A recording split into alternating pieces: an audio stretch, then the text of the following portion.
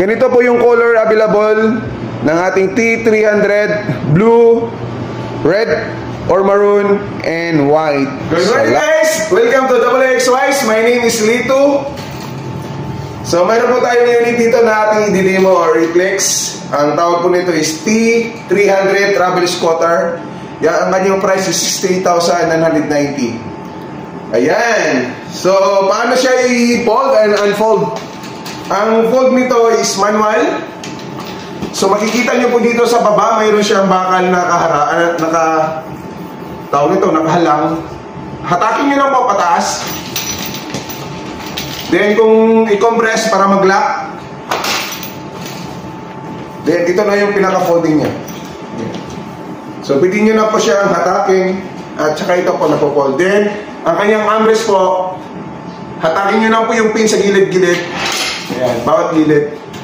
Para talagang compress na po. Then yung height nito, if ever isakay nyo sa sasakyan, remove nyo lang po ang basket. Then mayroon ditong color red na button para ipababa nyo po yung maging manubela. So kanina po siya kataas. Upright po ang kanyang folding ha. So allowed po to sa mga airlines. So pero mayroong ngayon sa mga airlines company na bagong rules. So hindi ko lang alam kung pasok kasama ba to sa kanilang rules na 160 na lang yung maging watt hour ng ating mga electric lithium ion battery.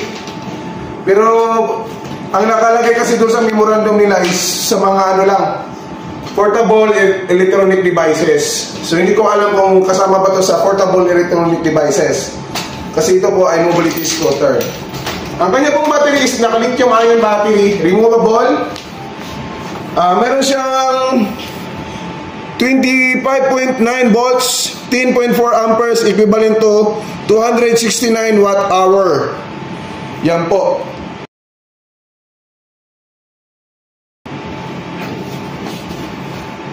Lithium ion na po yan ha. So ang kanyang load capacity is 125 kilos. Ang kanyang weight naman po is nasa 16 kilos lang. Yan. Ganun na siya kagaan. Yan. Ganun na siya kagaan.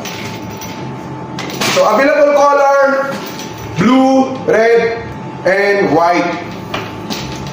T300 or travel scooter worth 68,990.